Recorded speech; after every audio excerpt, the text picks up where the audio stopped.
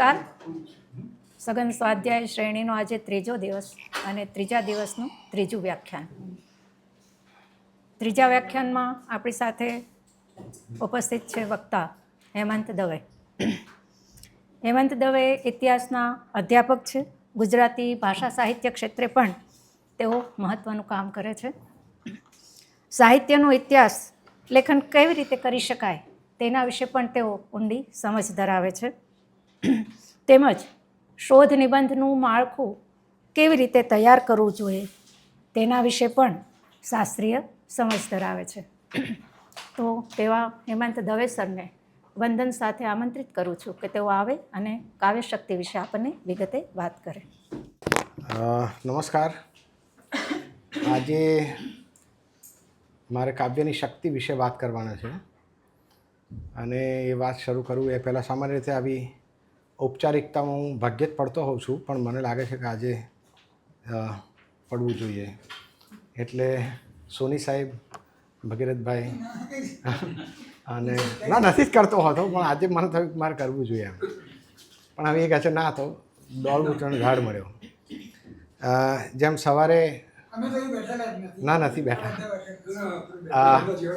અજયસિંહે કહ્યું અને પછી બેને કહ્યું એમ, મારો વિષય એ ઇતિહાસ અને પુરાતત્વ છે. એટલે પ્રશ્ન એવો થાય કે ઇતિહાસનો માણસ અહીં ગુજરાતીના એક કાર્યક્રમમાં એક ગુજરાતી વિવેચનની કૃતિ વિશે વાત કરે છે, તો એ કેવી રીતે? જે કૃતિ વિશે મારે આજે વાત કરવાની છે એના વિશે હું વાત કરું એ પહેલાં થોડીક મારે આત્મકથનાત્મક વાત કરવી જોઈએ. એટલા માટે કારણ કે એ કૃતિ સાથે આ મારી વાત જોડેલી છે. એટલે જે કારણથી હું ગુજરાતી સાહિત્ય વિવેચનમાં મારો પ્રવેશ થયો એનું કારણ આ કૃતિ છે. હું SYBમાં ભણતો હતો અને એ સમયે પહેલીવાર આ પુસ્તક મેં જોયેલું અને વાંચેલું. એ પહેલાં સાહિત્યમાં રસ ખરો મને, હું વાંચું, પણ વિવેચન એ મારો વિષય નહોતો. પણ આ પુસ્તકે મારા ઉપર એવું કામણ કર્યું, એવું જાદુ કર્યો કે એ પુસ્તક મેં ઓછામાં ઓછી આ જે પુસ્તક વિશે મારે વાત કરવાની છે એ આકસ્મિક વાત છે કે અજયસિંહને આ ખબર નહોતી કે મેં આ પુસ્તકથી ગુજરાતી સાહિત્યના એમાં પ્રવેશ કર્યો હશે. પણ આ પુસ્તક ઓછામાં ઓછી મેં 6 વાર વાંચ્યું હશે અને એમાં કેટલાય લેખો એવા છે, દાખલા તરીકે કાવ્યમાં વર્ણનનું મહત્ત્વ, કે જેના નામ ઉપરથી આ પુસ્તકનું નામ છે, એ તો અસંખ્ય વાર મેં વાંચ્યા હશે. એક જ અપવાદ કે નાનાલાલ વિશેનો જે લેખ છે એ મેં એક જ વાર વાંચેલો અને એનું કારણ બહુ સ્પષ્ટ કે મને નાનાલાલમાં બહુ રસ પડે નહીં, આજે નથી પડતો. બપોરે વાત થતી હતી અને એમાં વાત કશીક રાજેન્દ્ર શાહની થઈ, તો એમાં પણ મને એમ બહુ સારા કવિ હશે, ના નથી કહેતા, પણ મને નથી રસ પડતો. ના, હશે એ એક પોલિટિકલ સ્ટેટમેન્ટ છે. એટલે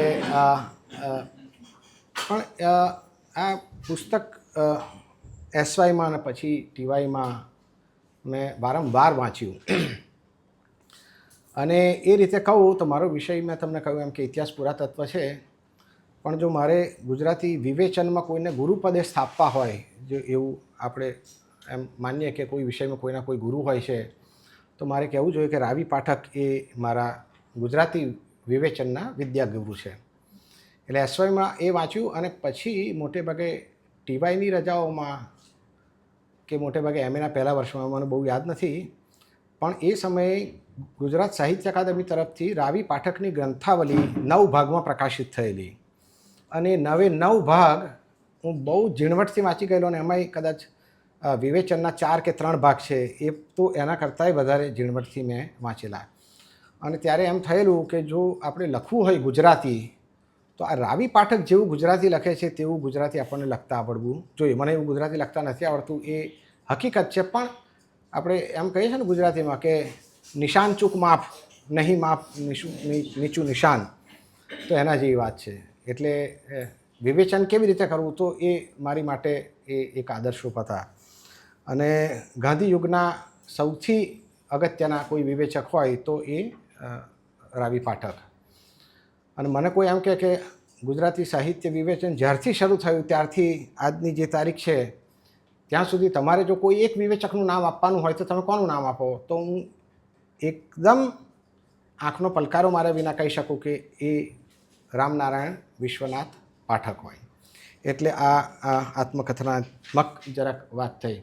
હવે જે પુસ્તક વિશે મારે વાત કરવાની છે એનું ચિત્ર અહીંયા મારી પાસે જે નકલ છે એ મોટે ભાગે 1959ની છે. એટલે મારો ભાઈ જે ગુજરાતીમાં ભણતો સુહાગ એ લાવેલો, અને એ મૂળે તો પ્રાચ્ય વિદ્યા મંદિરનું પ્રકાશન છે, પણ પછી આ પાર્શ્વ પ્રકાશને એ કાવ્યની શક્તિ તમે જોઈ શકો છો. પણ મૂળ ચિત્ર છે એ ખરેખર એવું નથી. એ મૂળ ચિત્ર જે છે એ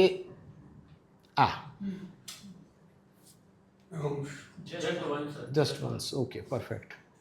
અહીં તમે જોઈ શકો છો કાવ્યની શક્તિ. અને પછી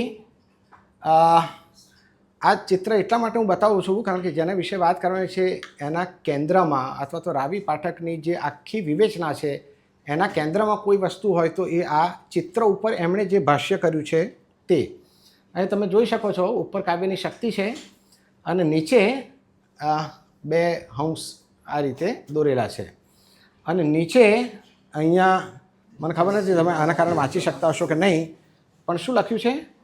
તેજસ્વીના વિદિતમ અસ્તુ. બરાબર છે.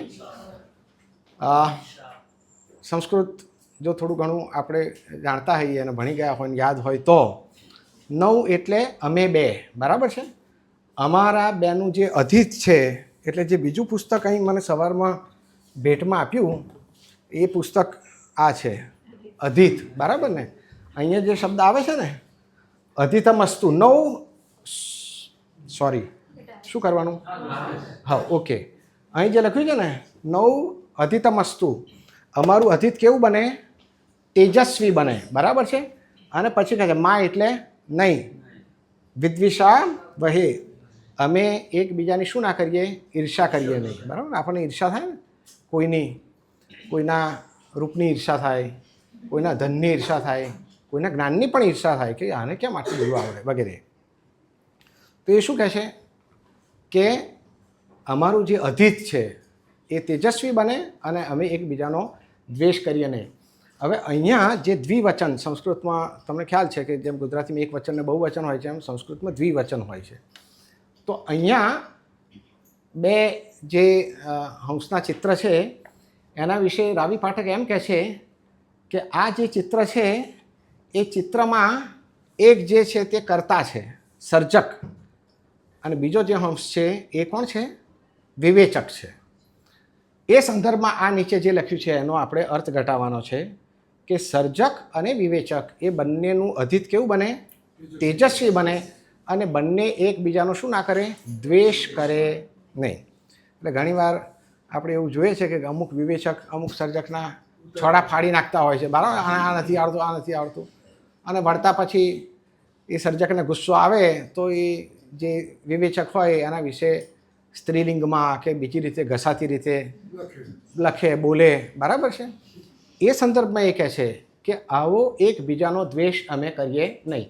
હવે આ જે ચિત્ર છે એ ચિત્ર અજંતા, તમને બધાને ખબર છે, એ અજંતાના જે ચિત્રો છે, એટલે કે વાકાટક નામનો ગુપ્તોની સાથે એક બહુ મોટો રાજવંશ થઈ ગયો, અને અત્યારે જેને આપણે વિદર્ભ કહીએ, એટલે કે નાગપુર અને એની આસપાસનો વિસ્તાર, ત્યાંથી લઈને છેક શું કહેવાય જબલપુર સુધીનો જે આખો વિસ્તાર હતો એમાં આ વાકાટક સામ્રાજ્યનું એ બહુ જ મોટું એમનું બહુ મોટું સામ્રાજ્ય હતું. અને આ જે અજંતાની ગુફાઓ છે એ વાકાટક સામ્રાજ્ય દરમિયાન, એટલે કે ઈસવીસનની 3જી સદીથી લઈને ઈસવીસનની 5મી સદીના મધ્યભાગ કે પછીનો થોડો સમય જે છે ત્યાં સુધી ચાલી. અને એ ચિત્ર છે એ આપણને ત્યાં જોવા મળે છે. એ મૂળ ચિત્ર અહીં તો માત્ર એનું શું છે આ રીતનું રેખાંકન છે, પણ મૂળ ચિત્ર તમારે શું કરવાનું? આ ને મૂળ ચિત્ર તમારે જોવું હોય તો એ આ ચિત્ર છે. દેખાય છે? આ 1400 કે 1500 વર્ષ જેટલું જૂનું ચિત્ર છે. બરાબર છે. અહીં તમે જોઈ શકો છો કે બે આ રીતના હંસ દોરેલા છે, જેનું રેખાંકન અંબુભાઈ પટેલ કે એવું કંઈક નામ છે. મારું પુસ્તક જે હતું એ મને જડ્યું નહીં, એટલે મારે સવારમાં આ અજયસિંહની જે નકલ છે એ મારે લેવી પડી. અંબાલાલમાં પટેલે એ પેલું કર્યું, પણ મૂળ ચિત્ર છે તે આ ચિત્ર છે. બરાબર છે? ઓકે, આ તો થઈ પ્રસ્તાવના. હવે આપણે પુસ્તક ઉપર આવી. હજુ એક ચિત્ર છે, પણ એ ચિત્રની વાત પછી. હવે વિષ્ણુ ધર્મોત્તર પુરાણ એ આપણું એક બહુ જ અગત્યનું અને મહત્ત્વનું પુરાણ કહેવાય છે, અને એમાં ઘણી બધી બાબતની ચર્ચા છે. પણ એમાં એક ઠેકાણે જે વજ્ર છે, એ વજ્ર એક રાજા છે, અને એ જે ઋષિ માર્કંડેય છે એની પાસે જાય છે, અને પછી એને પ્રશ્ન પૂછે છે. કોણ? જે વજ્ર છે તે શું પ્રશ્ન પૂછે છે કે દેવતા રૂપ નિર્માણ એટલે મૂર્તિ જો મારે બનાવવાનું શીખવું હોય તો તે મને તમે શીખવો. એટલે જે માર્કંડેય છે એ એમ કહે છે કે જે પ્રતિમા લક્ષણ છે, એટલે પહેલો જે શ્લોક છે એમાં દેવતા રૂપ નિર્માણ એવો શબ્દ છે. એની માટે સંસ્કૃતમાં અને ઘણી બધી ભાષાઓમાં સામાન્ય રીતે સારું ગદ્ય લખતા હોય એમની એક પદ્ધતિ એવી હોય કે એક જે શબ્દ આગળ આવ્યો હોય તેનો તે શબ્દ વારે વારે આગળ વાપરે નહીં, એને બદલે એના સમાનાર્થી શબ્દ હોય કે એ પ્રકારે વાપરતા હોય. એટલે પછી જે છે કે ચિત્રસૂત્ર ના જાણો ત્યાં સુધી આ જે પ્રતિમા લક્ષણ છે એ તમે જાણી શકો નહીં. ચિત્રસૂત્ર એટલે ચિત્ર કેવી રીતે કરવું તે. એટલે પછી વજ્ર કહે છે એવું હોય તો મને તમે ચિત્રસૂત્રની વાત કરો છો. એટલે પછી માર્કંડેય છે એ કહે છે કે નૃત્યશાસ્ત્ર તમે જો ન જાણતા હોય તો ચિત્ર તમે જાણી શકો નહીં. એટલે વજ્ર કહે છે એવું છે તો તમે મને આ જે નૃત્યશાસ્ત્રની વાત કરો. એટલે માર્કંડેય કહે છે કે હા, નૃત્યની વાત કરી શકાય, પણ એની માટે જે શું કહેવાય, આપણે સંગીતમાં 4 પ્રકારના વાદ્ય આવે, બરાબર ને? એમાં જેને પરકશન અંગ્રેજીમાં કહે છે, અનવદ્ય એવું કદાચ સંસ્કૃતમાં કહે છે, જેમાં થાપ મારીને તમે અવાજ કાઢો તે, એ શબ્દ અહીં પ્રયોજેલો છે.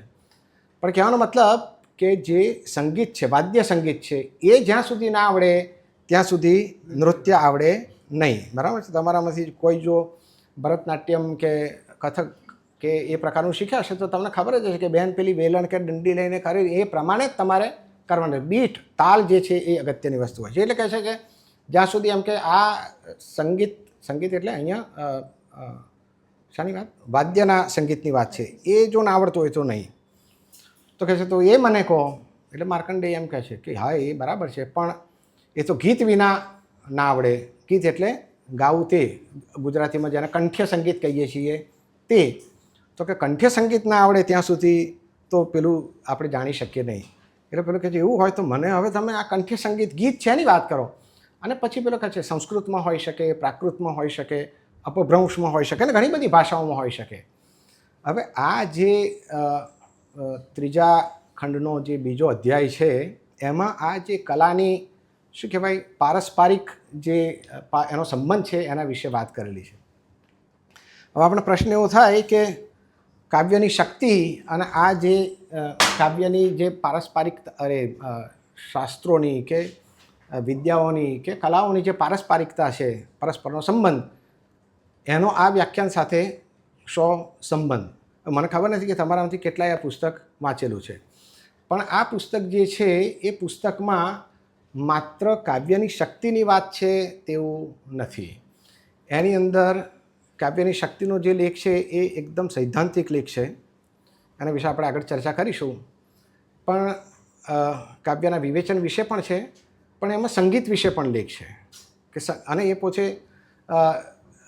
બહુ જ મોટા વિદ્વાન રાવી પાઠક આપણા.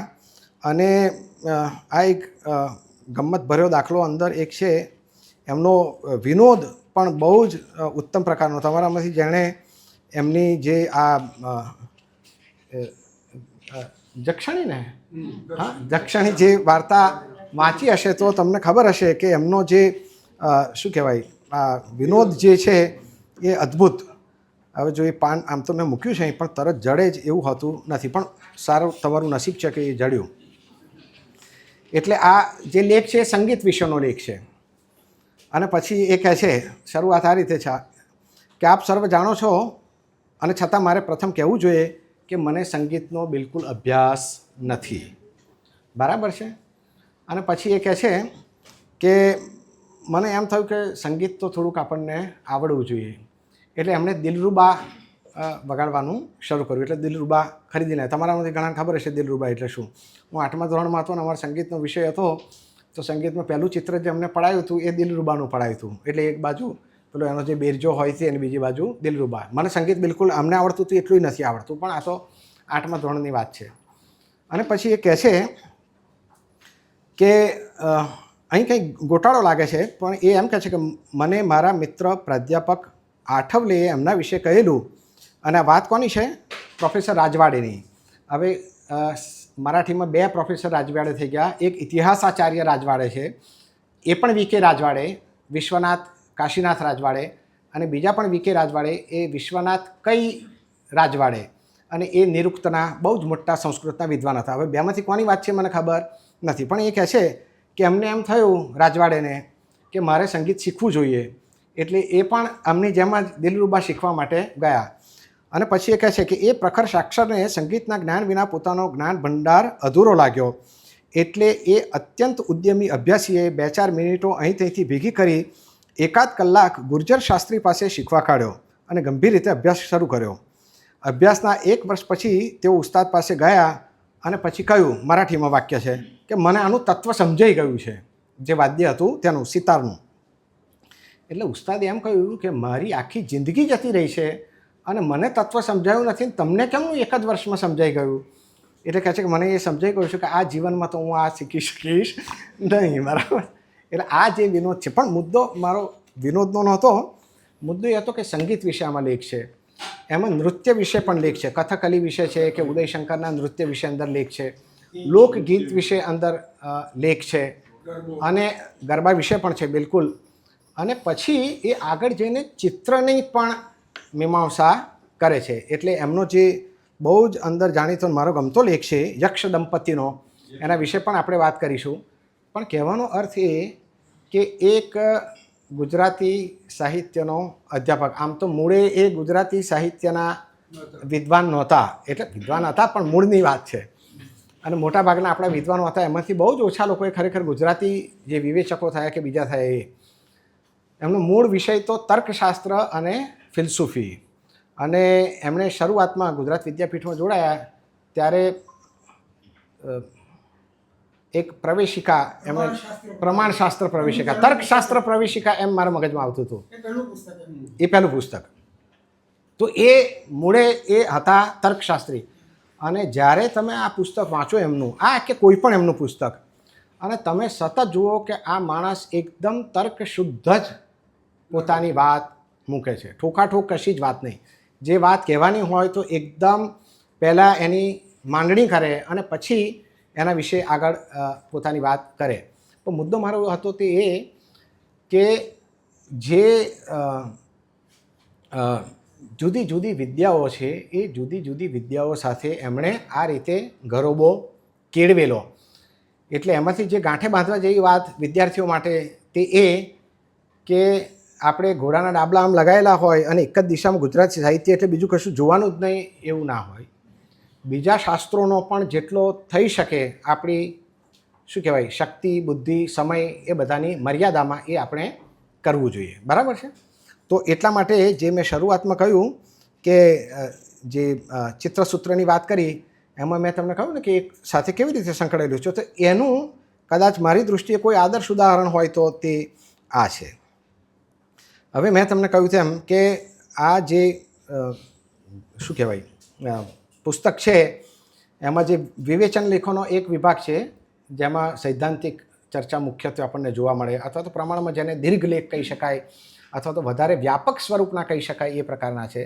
અને જો બીજો વિભાગ છે એ બીજા વિભાગમાં એમણે પુસ્તકોના કેટલાક અવલોકનો આપેલા છે. એ બંને વિશે આપણે થોડી ઘણી સમય મર્યાદામાં જેટલી થશે તેટલી વાત કરીશું. અને પછી એ કહે છે કે આ કેવી રીતે એમણે લખાણો કર્યા, અને આ પણ વિદ્યાર્થીઓએ ગાંઠે બાંધવા જેવી વસ્તુ છે.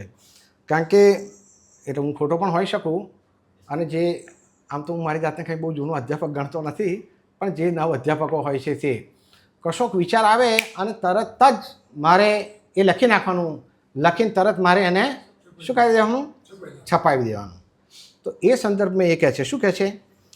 એક વિચાર એક જગ્યાએ બીજ રૂપ આવે, બીજી જગ્યાએ તે વિકાસ પામે. એટલે પહેલાં તમને વિચાર આવે ને કે ભાઈ આવું કંઈક હોઈ શકે, પછી એ મનમાં પડી રહ્યું હોય, ધીમે ધીમે પછી એમાંથી બીજનું અંકુરણ થાય. વળી ત્રીજી જગ્યાએ એ દાખલાથી મૂર્ત રૂપ પામે. અહીંયા તમે અહીં ધ્યાન આપજો, પાછળ શું કહેતું હું? દાખલાથી મૂર્ત રૂપ પામે. એટલે તમે જુઓ કે આ જે છે એ એમની અંદરનો તર્કશાસ્ત્રી બોલે છે કે ભાઈ તમે વિચાર આવે એને દાખલા દલીલથી તમારે શું કરવું પડે? પુષ્ટ કરવું પડે, બરાબર ને? કે દાખલા તરીકે એમ પણ કહી શક્યો હોત કે કાવ્યની શક્તિમાં જુદા જુદા વિષયને લગતા લેખો છે, તોય કોઈ વાંધો ના આવ્યો હોત. પણ મેં એની માંડણી વિગતે કરી કે ભાઈ આ જે વિષ્ણુ ધર્મોત્તર પુરાણ છે એમાં આ બે જણ વચ્ચે આવો સંવાદ થાય છે વગેરે વગેરે. પછી મેં કહ્યું કે આમાં સંગીતના લેખ છે ને વગેરે વગેરે. તો એ કહે છે કે ત્રીજી વાર એમાં દાખલા આપણને સૂઝે. દાખલા સૂઝે એટલે તરત લખી દેવાનું એવું નહીં. પછી એક જેને અંગ્રેજીમાં કન્ફર્મેશન બાયસ કહે છે, ચેરી પિકિંગ ફેલસી એમ પણ કહેવાય, કે તમને કોઈ વસ્તુનો વિચાર આવે તો આપણા મનની એવી એક શું કહેવાય સંરચના છે કે એ વિચારને પુષ્ટ કરતા હોય ને એવા જ વિચારો તમારા મગજમાં આવે. એટલે ઘણીવાર મારા વિદ્યાર્થીને કહેતો હોઉં છું, સંશોધનમાં કન્ફર્મેશન બાયસ બહુ જ આવતો હોય છે કે તમારો કોઈ મિત્ર હોય, બહુ જ અંગત મિત્ર છે, બહુ જ તમારી ગાઢી દોસ્તી છે, અને કોઈક વાતે તમને એની સાથે વાંકવું પડે, બરાબર છે ને? તમારો ઝઘડો થઈ ગયો એની જોડે. પછી શું થાય? પછી તમે બેઠા હોય ને આમ એટલે તમને યાદ આવે નાલાયક માણસ છે. અને પછી તમે લાંબુ લિસ્ટ બનાવો ને, 500 રૂપિયા એકવાર લઈ ગયો તો બેટો આજ દિન સુધી પાછા આપી ગયો નથી, ફલાણું થયું ત્યારે એણે આ મદદ ના કરી, આ ના કરી, આ બધું જ તમને યાદ આવશે. પછી થોડા દિવસ થાય તમારી સંધિ થઈ જાય એની જોડે. જેવી સંધિ થઈ જાય એટલે તમને એમ થાય ના યાર આ મિત્ર તો મારો આ જ ખરો. મારા બાપા જ્યારે બીમાર થઈ ગયા હતા તો રાતોની રાતો હોસ્પિટલમાં મારા બદલે એ રહેતો હતો. મારી બહેનના લગ્ન હતો તો મેં મજૂરી કરી એના કરતાં તો વધારે એણે કરી. This is confirmation bias.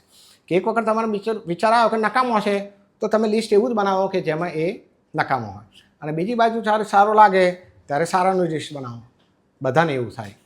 એટલે અહીંયા આ તર્કશાસ્ત્રી જે છે કોનામાં? રાવી પાઠકમાં, સોરી રમણભાઈ બેઠા છે એટલે એવું થયું. રાવી પાઠકમાં એ એમ કહે છે કે આવો વિચાર આવે પછી એના અપવાદની ચર્ચા મગજમાં આવે. અને છેક જો તમારામાંથી સંશોધનનો તમને ખ્યાલ હોય તો કાર્લ પોપર નામના એક બહુ મોટા વિદ્વાન થઈ ગયા અને સંશોધન વિશે ઘણું કામ કરેલું છે. એમણે એક વિચાર આપ્યો છે ફોલ્સિફિકેશનનો, ગુજરાતીમાં કહે તો વિતથીકરણ. કે તમે એમ કહો કે બધા કાગડા કાળા હોય છે પણ એક જ કાગડો તમને કાળો ના હોય એવો, દાખલા તરીકે સફેદ મળે તો એનો મતલબ શું થયો? કે બધા કાગડા કાળા છે એ વિચાર માન્ય રહે નહીં. અને છેક પાણિનીના અષ્ટાધ્યાયી ઉપર મહર્ષિ પતંજલિએ જે મહાભાષ્ય લખ્યું છે એમાં એ જ્યારે કોઈ પણ વસ્તુની ચર્ચા કરે છે ત્યારે હંમેશા એ પ્રતિદૃષ્ટાંત, આ શબ્દ મારો નથી, પતંજલિનો છે, અંગ્રેજીમાં કહે તો કાઉન્ટર એક્ઝામ્પલ, એ હંમેશા આપતા હોય છે. અને એની નોંધ જે જગતના વિદ્વાનો છે એમણે લીધી છે કે આટલી વહેલી આ પ્રકારની જે કાઉન્ટર એક્ઝામ્પલ અથવા તો પ્રતિદૃષ્ટાંત છે એની વાત અહીં કરે છે કે વિચાર તો તમને આવે, એના દાખલા પણ મળે, પણ પછી એમાં અપવાદ ક્યાં છે એ પણ તમારે જોવું જોઈએ.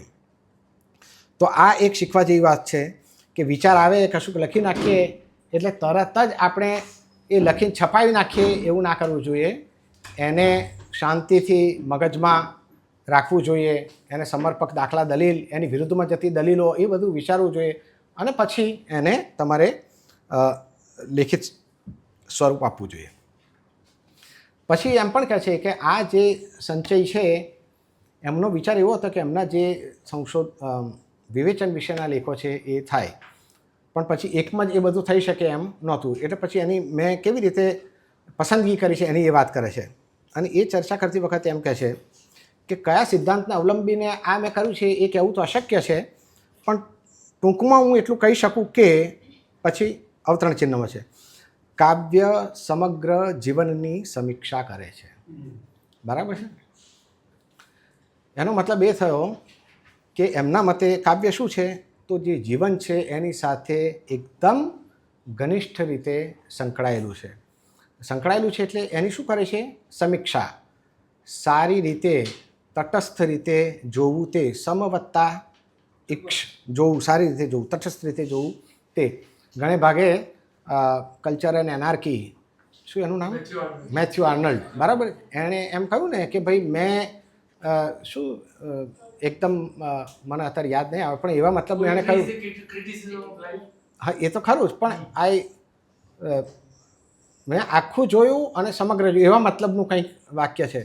અમે હમણાં જમવા ગયા અને રસ્તામાં ઘણી બધી વાતો થતી હતી અને કાવ્ય પંક્તિઓ અજયસિંહ ને રમણભાઈ અને ભગીરથભાઈ કહેતા હતા અને મેં એમને કહ્યું કે મને આવું કશું જ યાદ રહેતું નથી, એટલે આવું અવતરણો મને યાદ રહેતા નથી. પણ મુદ્દો મારો કહેવાનો એ કે મેથ્યુ આર્નલ્ડની જે વિવેચના છે એ વિવેચનાથી આ પ્રભાવિત હોઈ શકે, બરાબર છે. એમણે નિર્દેશ એવો કશો કર્યો નથી કે આ મેથ્યુ આર્નલ્ડ, પણ ઘણીવાર સમાન વિચાર પણ બીજાને આવી શકતા હોય. પણ મુદ્દો એ છે કે રાવી પાઠકની વિવેચના જો આપણે સમજવી હોય તો એ સમજવું જોઈએ કે એને જીવન સાથે એકદમ ગાઢ અનુબંધ છે એમ માનીને એ ચાલે છે. ઘણા લોકોને એવા ભ્રમ હોય છે કે સાહિત્યને તો સમાજ સાથે, પોલિટિક્સ સાથે, જીવન સાથે કશો જ સંબંધ નથી અને આ તો એક લીલા છે, બરાબર છે. એટલે આવા વિચારો પણ લોકોએ મૂક્યા છે. અહીં સોની સાહેબ બેઠા છે એટલે મારે કંઈ બહુ વધારે કહેવાય નહીં, પણ જેણે આવા વિચાર મૂક્યા હતા એ માણસની વિવેચના સાથે હું બહુ જ સંમત નથી. પણ એ જુદી વસ્તુ થઈ. એનું કારણ એક પણ હોઈ શકે કે મારી જે શું કહેવાય કુમળી બુદ્ધિ હતી એની ઉપર આમનો ઘણો પ્રભાવ હતો. એટલે એ કહે છે કે કાવ્ય એ સમગ્ર જીવનની સમીક્ષા કરે છે અને પછી કહે છે કે જ્યાં જીવન કે સર્જન વિશે જે કહેવાનું હતું તે મેં દેખો અહીંયા સંગ્રહ્યા છે. અને પછી આગળ એ ચર્ચા કરતા એવું કહે છે કે વિવેચકની જો આપણે વાત કરીએ તો અંગ્રેજીમાં એવું કહેવાય છે કે પોએટ્સ આર બોર્ન, બરાબર ને. કવિઓનો શું થાય છે? કુદરતી રીતે જ જન્મ થાય છે.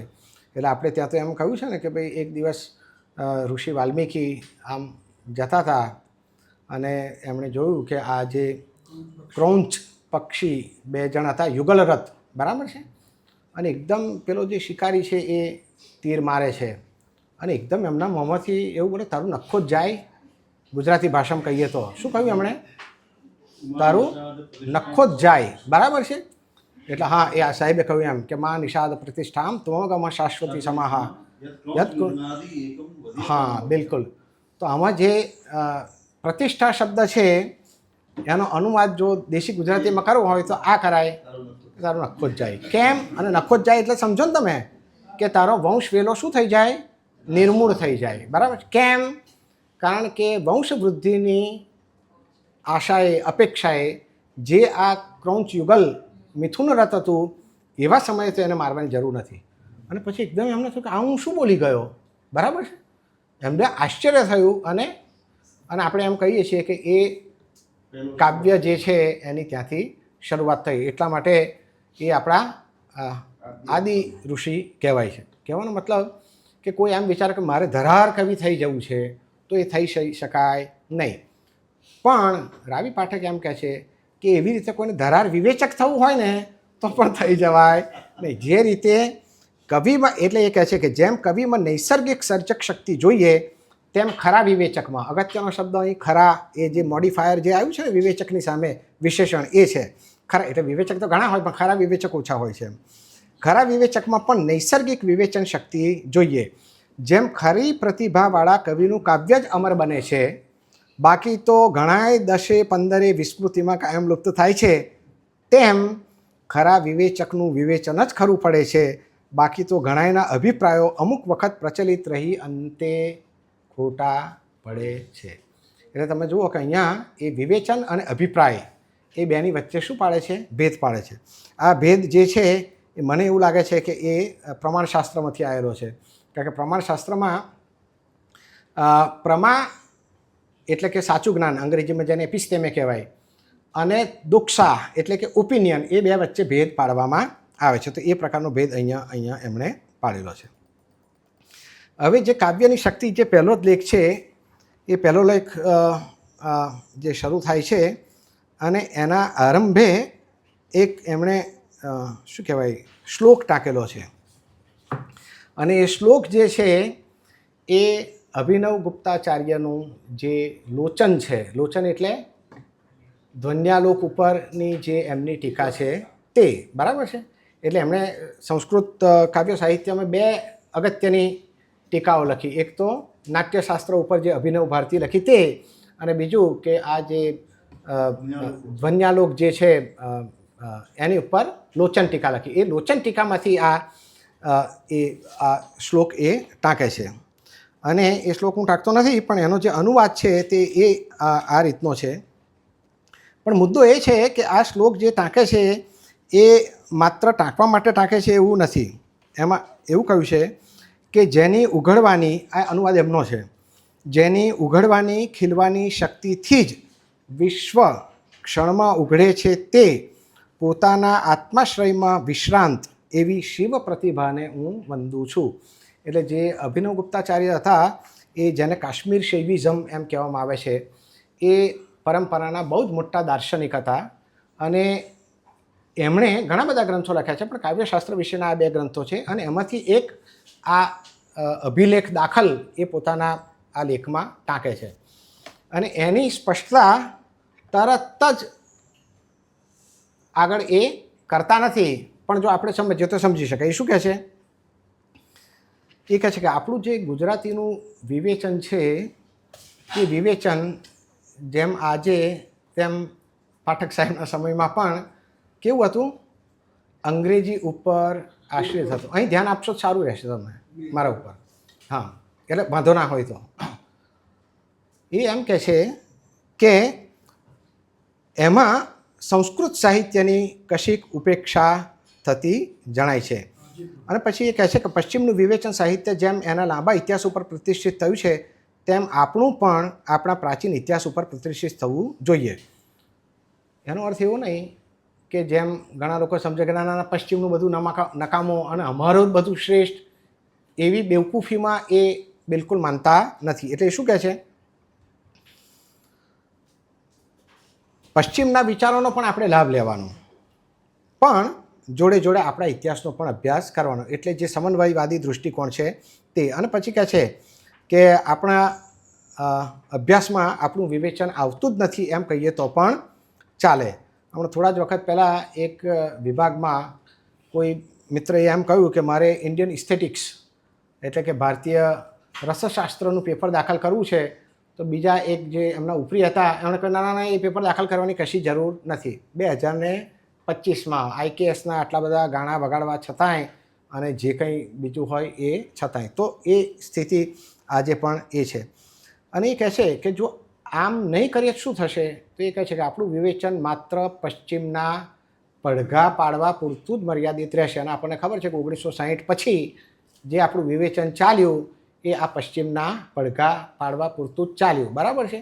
અને પરિણામે એમાં આવ્યું કે લોકોએ જે પ્રથિત યશ કૃતિઓ કહેવાય એની પર મોટી કાળી ચોકડીઓ પણ મારી, આકારના નામે, રૂપના નામે અને બીજા ઘણા નામે, બરાબર છે. અને એ પડઘા આજે પણ આપણે ચારે બાજુ પડતા જોઈએ છે. હવે એ થોડા ધીમા થઈ ગયા છે, પણ એ ધીમા થવાનું કારણ સંસ્કૃતના પડઘા વધી રહ્યા છે એ નથી, એ પણ એ સરેરાશ જે જ્ઞાનનો જે હ્રાસ થયો છે તે છે. અને એ કહે છે કે જો એમ નહીં કરીએ તો આપણો અભ્યાસ આપણા ભૂતકાળમાં મૂળ ઘાલી કદી સ્વતંત્ર રીતે વધશે નહીં. એટલે જો સ્વતંત્ર રીતે આપણે આગળ વધવું હોય તો એ બહુ જરૂરનું છે કે આપણે આપણી પરંપરા જે છે એ પરંપરાથી એકદમ શું થઈએ? સભાન થઈએ. આ જ વાત પછી 1976માં કે કોઈ વર્ષ મને એકદમ યાદ નથી, પણ હરિવલ્લભ ભાયણીએ આપણી દિશા ભૂલ, હા શું નામ? હા, એક દિશા ભૂલ, એમાં આ જ કહ્યું છે એમણે. અને એ આજે પણ એટલું જ સાચું છે. પણ મુદ્દો એ કે એ આપણે આપણી પરંપરાનું શું કરવું જોઈએ? અભ્યાસ કરવો જોઈએ. પછી આગળ જઈને કહે છે, હવે એ વાત કરે છે શાની? કાવ્યની શક્તિની. અને પછી કહે છે કે કાવ્ય જે છે એ ખરેખર તો શું છે? કાનની કળા છે ને, બરાબર છે.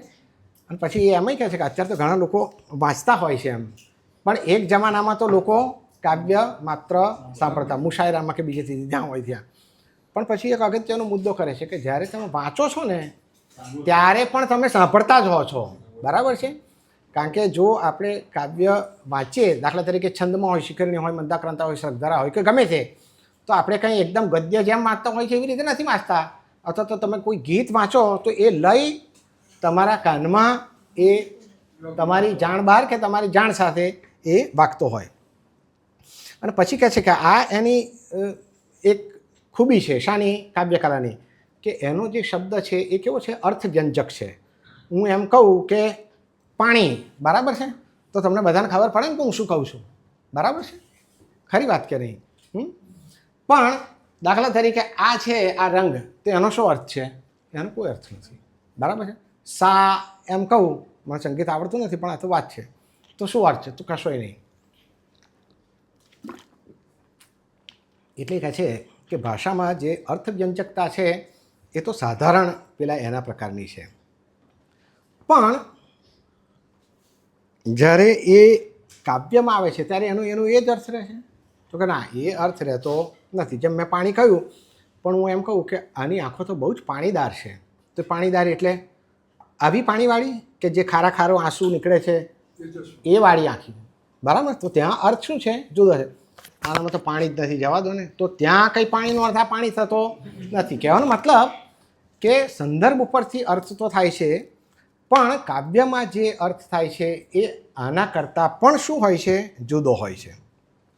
અને પછી એ કહે છે કે ચિત્ર તમે જુઓ દાખલા તરીકે આ, તો તમને તરત ખબર પડે ને કે આ પ્રકારના આટલા રંગ છે, આ પ્રકારના બે પક્ષીઓ છે, એ કામ જુએ છે, કામ જુએ છે, જે કંઈ હોય તે.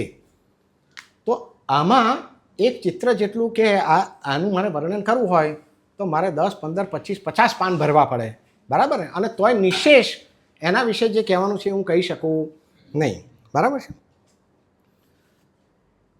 પણ એ કહે છે કે ઘણીવાર કાવ્યમાં પણ આવું સંભવિત છે, અને જે મુદ્દો નથી કર્યો એના વિશે હું સહેજ પછી ટિપ્પણી કરીશ. અને પછી કહે છે કમા વિકોઈની એક દુહો એ આપે છે, અને વાર્તા એવી છે કે જે કમો છે, પુરુષ છે, એને એવો વહેમ પડ્યો છે કે આ મારી પત્ની છે વિકોઈ, એને કાળા ઝાલ કરીને કોઈ વ્યક્તિ છે એની સાથે પ્રેમ થઈ ગયો છે. એ કશી ખરાઈ કરતો નથી, એને આવે છે ગુસ્સો, એટલે એને કહે ચલ તું નીકળ મારા ઘરની બહાર, એમ, અને કાઢી મૂકે છે. અને પેલી જે સ્ત્રી છે એ બિચારી આંગણામાં દરવાજાની બહાર ઊભી છે, રહેવાની છે, સાહેબે કહ્યું એમ.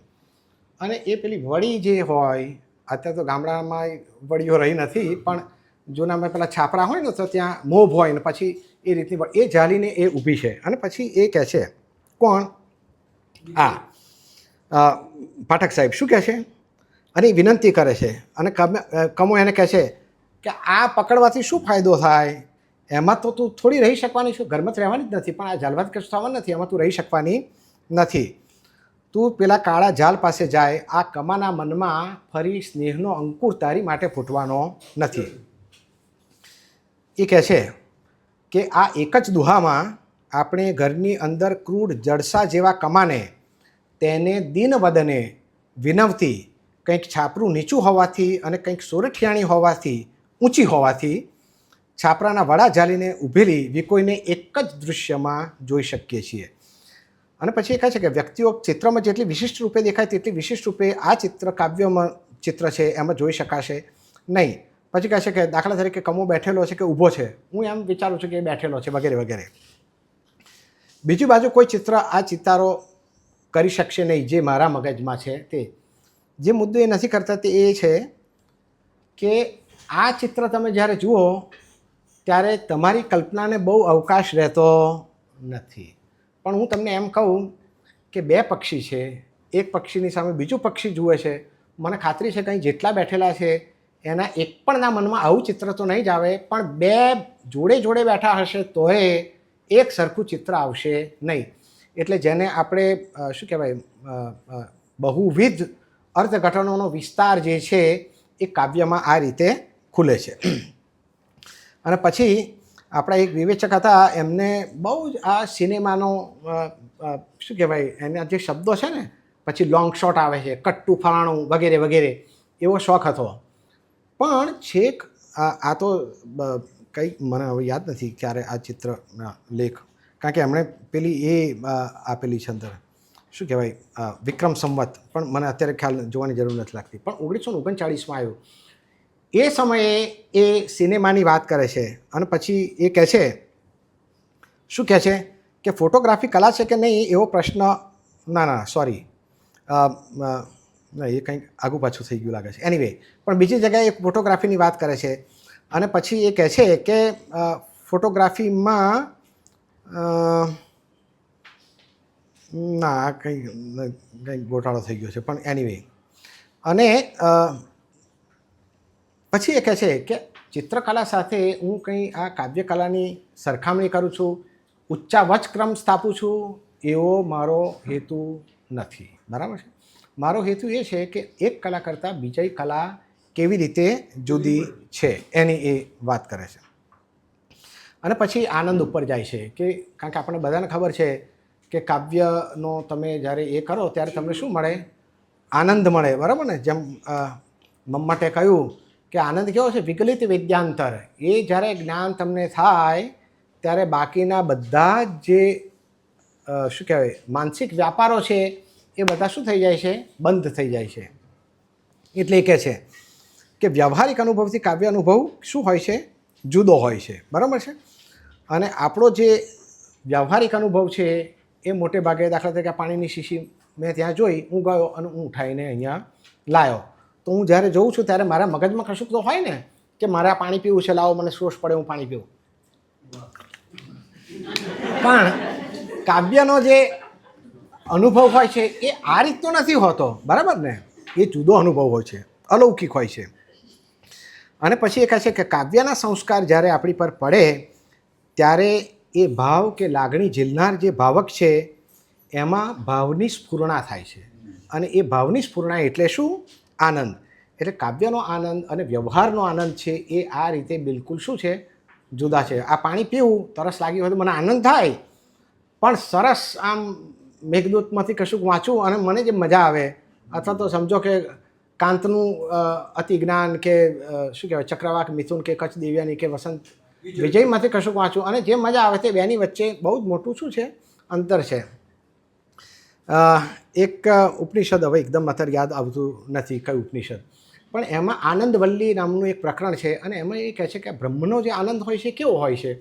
અને પછી પેલો કહે છે કે જો તું ખાય અને તને, અને ખાઉધરાપણાની વાત અંદર એમણે આગળ કરી છે જ્યારે હાસ્યરસની વાત કરે ત્યારે, કે ખાવાથી તને જે આનંદ થાય એના કરતાં આ આનંદ ઊંચો હોય છે. એ આનંદ છે એના કરતાં આ આનંદ, એમ કરતાં પછી એ કહે છે કે બ્રહ્મનો આનંદ છે એ સૌથી ઊંચો હોય છે. બરાબર છે? એ રીતની વાત છે. તો એ આનંદ છે કેમ? કારણ કે તમારા અહંકારનું તમારું શું થયું? વિગલન થયું એમ. એટલે પછી એ કહે છે કે એ જીવનના દરેક અનુભવે એનો આપણને શું થાય? આનંદ થતો રહે છે. પછી એ એક બીજો મુદ્દો કરે છે કે કાવ્યમાં જે ભાવ સહૃદયને થાય છે, સહૃદયની બહુ આપણી જાણીતી સંસ્કૃત પરંપરામાં છે, એ ભાવ પ્રથમ કવિને થયેલો હોય છે. એટલે આ વિવાદાસ્પદ હોઈ શકે, હું આમાં માનું છું, તેમ છતાંય બીજા પ્રકારના વિચારો પણ હોઈ શકે. પણ કવિનું કૌશલ શું છે? કારણ કે એને તો કાવ્ય લખ્યું કોણે? કવિએ લખ્યું. બરાબર છે? એને કંઈક ભાવ થયો ને, એ ભાવને એણે શું કર્યો? શબ્દમાં સંક્રમિત કર્યો. અને જ્યારે તમે વાંચો છો ત્યારે તમને મજા આવે છે. એટલે એ એમ કહે છે કે જે કવિને ભાવ થયો હતો એ ભાવનું તમારામાં શું થાય છે? પુનરાવર્તન થાય છે. કવિનું કૌશલ એ કે પોતાનો ભાવ પોતાની કૃતિ દ્વારા સહૃદયમાં સંક્રાંત કરી શક્યો. એ ભાવ કવિચિત્તમાં પણ સાધારણીકૃત એટલે કે યુનિવર્સલ સ્વરૂપમાં હોય છે. જો એ સાધારણીકૃત ન હોય, યુનિવર્સલ ન હોય, તો મારો ભાવ એ તમે સમજી શકવાના નથી. તમે મારો ભાવ સમજી શકો છો એનો અર્થ જ શું? કે એ બધામાં સમાન રૂપે. તમે નથી જાણે યાર આ તો જાણે કવિતા મારી માટે જ લખી હોય એવું મને લાગે. કવિએ તમારી માટે જ નથી લખી, પણ તમને એમ લાગે છે કે આ તો જાણે મારી માટે લખ્યું હોય એવું જ લાગે છે. કેમ? કારણ કે એ જે સાધારણી એનો જે ભાવ છે તે એનું એ કારણ છે. એટલે પછી આગળ આ મુદ્દો કરે છે કે આ રીતે જે કાવ્યનો જે એ હોય છે એ શું હોય છે. પછી આગળ મેં જરાક સેટ ટીકા કરી કે ઘણા લોકોને એવો ભ્રમ હતો કે કાવ્ય જે છે એ તો લીલા હોય છે. બરાબર? કોઈની માટે નથી લખતો, બધી શેખી જે બડાઈ કહો કે એ પ્રકારનું. એના સંદર્ભમાં એ કહે છે, શું કહે છે? કવિ માનવ જાતિમાં પોતાના ભાવને સંક્રાંત કરવા ઈચ્છે છે, એમાં એ સર્વને ભાગીદાર કરવાની ઈચ્છા રાખે છે. પછી અવતરણ ચિહ્ન મારા નથી, એમના છે. શું કહે છે? કવિ તો મસ્ત હોય છે અને તે પોતાની આંતરતૃપ્તિ માટે જ લખે છે. લોકો વાંચે કે ન વાંચે તેની તેને પરવા હોતી નથી. એ મત મને યથાર્થ લાગતો નથી. હમણાં થોડા વખત ઉપર એક ચલચિત્ર આવ્યું હતું, નામ એકદમ મને યાદ એનું આવતું નથી, પણ એમાં નસરુદ્દીન શાહ હોય છે અને એ યુવાવસ્થામાં બહુ જ સારો કવિ હોય છે. અને પછી એક સ્ત્રી સાથે એને પ્રેમ થાય છે. એ જે સ્ત્રી છે એ ગર્ભવતી બને છે અને પછી એ એકદમ શું કહેવાય કે મસ્ત જીવ હોય છે. અને દરમિયાનમાં પેલી એની જે પ્રિયતમા છે એ ગુજરી જાય છે અને એક બાળકીને જન્મ આપે છે અને પછી એ બીજી જગ્યાએ રહેવા જતો રહે છે. અને પછી લખે છે ખરો બધું, પણ એ કશું છપાવતો નથી. એટલે આ જે નાયક છે એ નાયક એક પ્રેસ ચલાવે છે અને પછી એને એમ થાય છે કે મારી પ્રેસ બરાબર ચાલતો નથી, છાપખાનું ચાલતું નથી. એટલે કે જો આની પાસેથી હું લઈ આવું ને એના શું કાવ્યો, તો મારો ધંધો જોરદાર ચાલે. અને પછી એ લઈને આવે છે. પછી પેલો કંઈ મારે છપાવવું નથી. કેમ? તો કે હું છપાવવા માટે નથી લખતો. જે મારી પ્રિયતમા ગુજરી ગઈ અને મારી ભૂલથી ગુજરી ગઈ, તો એમાં હું લખું છું. પણ એ સંદર્ભ અહીં જુદી રીતે છે. એ એમ કહે છે કે આંતરતૃપ્તિ માટે લખે છે, વાંચે કે ના વાંચે એની પરવા હોતી નથી. એ મત મને યથાર્થ લાગતો નથી. જેમ આપણે મશ્કરી કરીએ, જોક કહીએ તો બધા હસે, એમને મજા આવે એવું હોય ને કે ના મેં તો મારી માટે જ જોક કહ્યું, એવું તો હોતું નથી. એવું ઉદાહરણ એ આપે છે. જેમ તમે કોકને ભેટ આપો તો તમે પછી એને મોં સામું જુઓ ને, આમ કે ભેટ જોઈને એને શું થાય કે ભેટ આપીને તમે આમ જુઓ, ના તમે આમ જુઓ અને એના ચહેરા ઉપર ભાવ અમુક આમ આવે, ના ગમી તને, બરાબર ના લાગે, ના ના મને ગમી, તો તારું મોં એકદમ અને એકદમ થાય તો આપણને આનંદ થાય, હા હું લાવ્યો એને ગમ્યું. તો જેમ ભેટ આપો ને એના ભાવની તમને અપેક્ષા હોય છે, તેમ એ કહે છે કે કવિ માત્રને આ પ્રકારની અપેક્ષા હોય છે. અને પછી એ કહે છે કે ભવભૂતિએ કહ્યું ને ઉત્તરામચરિતમાં, શું કહ્યું કે આ કાળ તો નિરવધિ છે અને પૃથ્વી કેવી છે? વિપુલ છે. કોક સમાન ધર્મ આવશે, ભલે તમે લોકો અત્યારે મારી ટીકા કરો, પણ કોક આવશે. તો કહેવાનો મતલબ કે ભવભૂતિ જેવા ભવભૂતિને પણ એવી અપેક્ષા હતી કે આવો કોક સહૃદય વાચક મને મળે. બરાબર છે? એ રીતની વાત.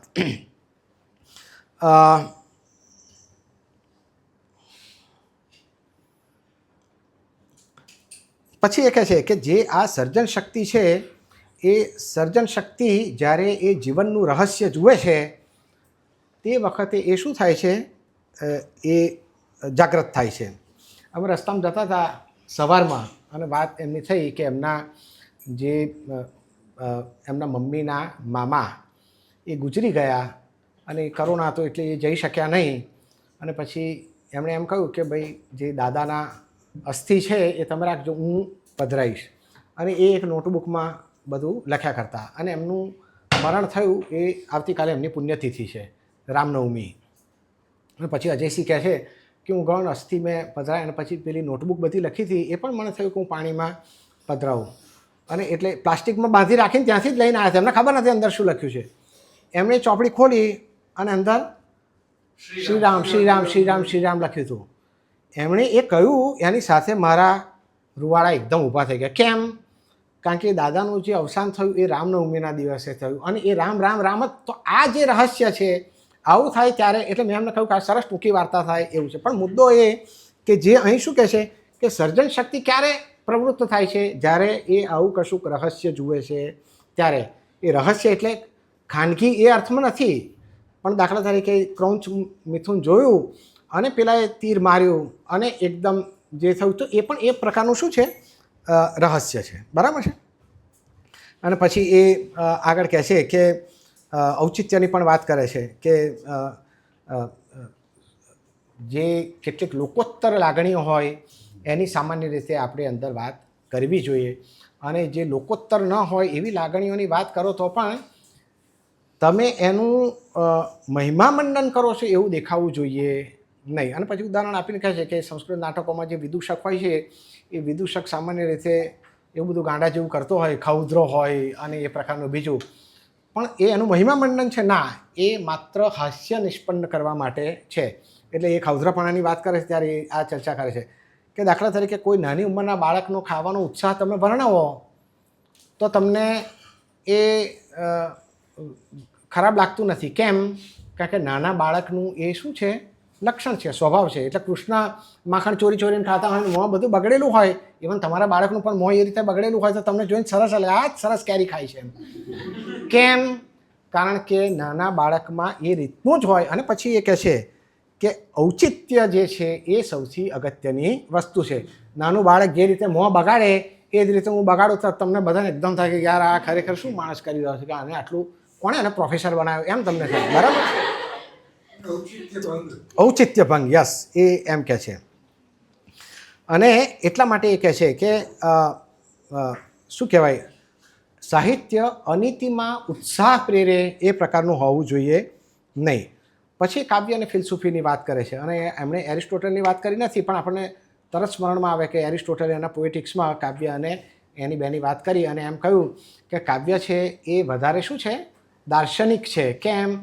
કારણ કે ના, મારી ભૂલ થઈ, એ ઇતિહાસની વાત કરે છે કે ઇતિહાસ અને કાવ્યમાં શું ફેર છે, તો કે ઇતિહાસ એ વ્યક્તિની વાત કરે છે, પર્ટિક્યુલરની, જ્યારે કાવ્ય છે એ વ્યાપકની વાત કરે છે. એમ એટલા માટે એ કાવ્ય એ વધારે દાર્શનિક છે, મોર ફિલોસોફિકલ. પણ અહીંયા એ ફિલસૂફીની વાત કરે છે. અને શું કહે છે કે એની પદ્ધતિ ફિલસૂફીથી વધારે કાર્યકારી છે. ફિલસૂફી માત્ર, અને આ એક ફિલસૂફ કહી રહ્યા છે એ આપણે યાદ રાખવું જોઈએ, ફિલસૂફી માત્ર તર્ક પરંપરાથી બહુ તો કોઈ ઉચ્ચ સ્થાનનો અંગુલી નિર્દેશ કરે છે. કાવ્ય તો તે સ્થાને જ આપણને લઈ જઈને મૂકે છે. ફિલોસોફી બતાવે કે જો આ પેલું જોવા જેવું છે, પણ કાવ્ય શું કરશે, તમને ત્યાં લઈ જશે. એટલે જે મમ્મટે કહ્યું ને એની આરંભની કૃતિમાં કે જેમ કાંતા એટલે કે પત્ની સરસ રીતે તમને ઉપદેશ આપી દે, તો કવિતા જે છે, કાવ્ય છે, એ તમને આ રીતે ઉપદેશ આપી દે. એનો નિર્દેશ નથી, પણ આપણને એ સ્મરણમાં આવે. બરાબર છે? ઓકે. આ જે લેખ છે એ 40 પાનનો છે, કાવ્યની શક્તિ. અને કોઈ પણ ગુજરાતી ભાષા સાહિત્યનો વિદ્યાર્થી હોય એણે આ લેખનું અધ્યયન વાંચવું, એમ નથી કહ્યું મેં, અધ્યયન કરવું જ જોઈએ. એક વાર નહીં, મેં તો 25 વાર વાંચ્યો હશે. કેમ? કારણ કે એ એટલો મહત્ત્વનો લેખ છે માટે. બીજો જે લેખ છે એમ કાવ્યમાં વર્ણના મહત્ત્વ વિશે વાત કરે છે અને પછી વિગતે બધી ચર્ચા કરે છે. અને પછી શું કહે છે કે મેં તમને આગળ કહ્યું કે બધી વાત એ સ્પષ્ટ કરીને મૂકે. અને પછી એ કહે છે કે મારો વિષય પ્રદેશ હવે સ્પષ્ટ થયો છે. કાવ્યનું ઉપાદાન શબ્દ અને શબ્દ પ્રતિપાદ્ય અર્થ છે, જે ચર્ચા એમણે આગળ કાવ્યની શક્તિમાં પણ કરી છે. અને તેને ગ્રહણ કરનારી ઇન્દ્રિય કઈ છે? કાન છે. શબ્દ વર્ણોના બનેલા છે અને વર્ણો શ્રુતિગોચર હોવાથી કાવ્ય ઉપભોગ્ય બને છે. એ વર્ણ અને કાવ્યનો સંબંધ, એના વિશે હું વાત કરીશ. અને પછી એ આ દાખલો આપે છે, કોનો? મિલ્ટનમાંથી. અને એમ એ કહે છે કે શૈતાન જે છે એ અવ્યક્ત પંચભૂતમાં સફરે નીકળે છે, ત્યાં એક વાદળાના પ્રચંડ આઘાતથી તે પડવા માંડે છે. અને એનું વર્ણન એ કલા નિપુણ કવિ, આ શબ્દ એમનો છે, નીચેની પંક્તિથી કરે છે. પ્લમ ડાઉન હી ડ્રોપ્ડ 10,000 fathom deep. અને પછી કહે છે કે આ ઉચ્ચારથી જ સમજાય, પ્લમ ડાઉન હી ડ્રોપ 10,000 fathom deep. તો જાણે કશું કામ પડતું હોય એવું આપણને નજરે દેખાય છે. બરાબર છે? અને પછી એક ગમ્મત ભર્યો એમણે દાખલો આપ્યો છે કે અમારો એક જ્ઞાતિનો માણસ, એટલે પ્રશ્નોરા, એમ કે પેશવાના દરબારમાં ગયો હતો અને ત્યાં એકની જોડે એને પેલી એ લાગી હોડ કે તું જેટલી ઝડપથી બોલે એટલી ઝડપથી મારે એ લખી લેવું. એટલે આ પેલું વેદ વ્યાસ અને ગણપતિ વચ્ચેનું જે હતું એના જેવું કંઈક. અને પછી બહુ ચાલ્યું અને પછી લાગ્યું કે હું આને નહીં પહોંચી વળું. એટલે પછી એણે એક સંસ્કૃતમાં શ્લોક બનાવ્યો અને એમાં એમ કહે છે કે આ જે ગુવાડ છે એ ઢોરા ચારતો કહે આમ કહે, હવે એને કેમનું લખવું? એટલે પેલો લખી શક્યો નહીં અને એ હારી ગયો. એટલે એ ગમ્મત કરી છે. પણ પછી આગળ કહે છે કે વર્ણનું મહત્ત્વ કેવું હોય છે. અને પછી એ કહે છે કે દાખલા તરીકે આ સરસ્વતી વંદના જે છે, યા કુંદેન તુષારહાર ધવલા યા શ્વેત પદ્માસના, પછી કે યા વીણા વરદંડ મંડિત કરા. તો આમાં જે નકાર આવે છે, વીણા, દંડ, મંડ, તો જાણે આમ વીણા વાગતી હોય એવું આપણને લાગે છે. એ કહે છે કે બીજી પંક્તિમાં વીણાનો રણકાર સ્પષ્ટ સંભળાય છે. અને પછી બીજો ઉદાહરણ જે આપે છે શામાંથી? મેઘદૂતમાંથી. અને એ પછી કહે છે કે સંગીતાય પ્રહત મુરજા સ્નિગ્ધ ગંભીર ઘોષમ. અને પછી કહે છે કે સ્નિગ્ધ ગંભીર ઘોષમ, તો જાણે મોટો કંઈ અવાજ થતો હોય ને એવું આપણને લાગે. એટલે એ કહે છે કે ભેમણા ભપંગ વાગે છે એમ કહેવાથી કાવ્ય થતું નથી. બરાબર? એ ભાષા છે, કાવ્ય નથી, એનાથી વર્ણન થાય છે. પણ જ્યારે તમે એમ કહો કે સંગીતાય પ્રહત મુરજા સ્નિગ્ધ ગંભીર ઘોષમ, તો સ્નિગ્ધ ગંભીર ઘોષમ એમ બોલો તો એની સાથે જ આપણને એકદમ શું થાય છે? તાદૃશ થાય છે. અને એ કહે છે કે પ્રહત મુરજામાં આમ ધીમી થાપી છે અને સ્નિગ્ધ ગંભીર ઘોષમ એમ કહો તો જાણે જોરથી આમ થાપ મારી હોય ને મૃદંગ ઉપર એવું આપણને લાગે. અને એ કહે છે કે એ રીતે કાવ્યમાં ઉચ્ચાર અર્થને શું છે? ઉપકારક છે. અને પછી 3 પ્રકાર પાડીને વાત કરે છે કે પદ્યબંધને સુદૃઢ કરે છે, બીજું વસ્તુ જે છે કાવ્યના વસ્તુને એને પુષ્ટ કરે છે, અને ત્રીજું વર્ણો ભાવને અનુકૂળ થઈને રસને પોષે છે. અને પછી આ ત્રણેયના પુષ્કળ ઉદાહરણો એમણે આપ્યા છે. વર્ણ સગાઈની વાત કરે છે અને આ મને બહુ જ ગમતી પંક્તિ છે. અને એ કહે છે, કાંતની છે, એમણે લખ્યું નથી એવું કદાચ, અથવા તો જે મેં કાપીને મૂકી એમાં ના હોય બને એવું. એ કહે છે કે આ કવિ એક વર્ણની વર્ણ સગાઈમાંથી બીજા વર્ણની વર્ણ સગાઈમાં અદ્ભુત કૌશલથી તરી જાય છે. હેત હયાના વહતી વાજે વાંસળી. તો હેત હયાના વહતી, તો તમે જો હેત હ પછી વ આવ્યો, પછી વહતી વાંસળી વાજી. બરાબર? મને એવું આવે છે કે મોટે ભાગે અશ્વત્થામામાં જગનેશ દવેની એક પંક્તિ છે એમાં બિલકુલ આ જ રીતે એકમાંથી બીજો અને બીજામાંથી ત્રીજો વર્ણ આવે છે. અને પછી કહે છે કે પ્રથમ 2 શબ્દોમાં હ આદ્ય છે અને પછી બીજામાં તમે જો વહતીમાં હ જે ક્યાં જતો રહ્યો? બીજા નંબર પર જતો રહ્યો. અને આગળ શું આવ્યો? હ આવ્યો. એટલે હેત હયાના વહતી, તો વ આગળ છે અને હ પાછળ, અને પછી જે વ છે એ આગળ ચાલે છે. શામાં? તો વાજે વાંસળીમાં. તો એ કહે છે કે કેટલી મજા આપણને આવે. અને પછી બીજું આ પણ ઉદાહરણ બહુ જાણીતું છે, સ્નેહ ઘન કુસુમ વન વિમલ પરિમલ ગહન. તો એ પણ કહે છે કે આ તમે વાંચો તો જાણે એકદમ જે અનુભવ છે એ આપણી સામે શું થાય છે? તાદૃશ થાય છે. પછી એ કહે છે કે, અને આ ઉદાહરણ એ કહે છે કે રવિન્દ્રનાથે બતાવ્યું છે, અસ્યુત્તર દિશાયામ દિશી દેવતત્મા હિમાલયો નામ નગા ધીરાજ. અને પછી એ કહે છે કે આમાં જે આકાર આવે છે એનાથી જાણે હિમાલય કેવડો મોટો છે એ આપણી સામે શું થાય છે? દેખાય છે. જાણે આખી પૃથ્વીને માપી નાખે છે એટલા એના વિસ્તારનું વર્ણન કવિએ આ સ્વરના પરિવર્તનોથી કર્યું છે. ખરેખર આવર્તનોથી જોઈએ એવું મારું માનવું છે, પણ જે હોય તે. તો તમને બધાને ખબર છે કે અ એ નાનો સ્વર છે અને આ એ દીર્ઘ છે. બરાબર છે? તો આ એમ આવે તો એની વિશાળતાના શું થાય છે? આપણને દૃષ્ટાંત થાય છે. પછી બીજું આવું ઉદાહરણ આપે છે, આડા ન આવે ઝાડવા એવા લાંબા લાંબા પંથ. અને પછી કહે છે કે લાંબા લાંબા એમ કહીએ તો જાણે આમ લાંબુ લાંબુ લાગતું હોય એવું આપણને લાગે છે. બરાબર? અને પછી આ સરસ ઉદાહરણ છે, અઘરું પણ છે પણ સાંભળવા જેવું છે. કાલિદાસના એમાંથી આ છે, શામાંથી?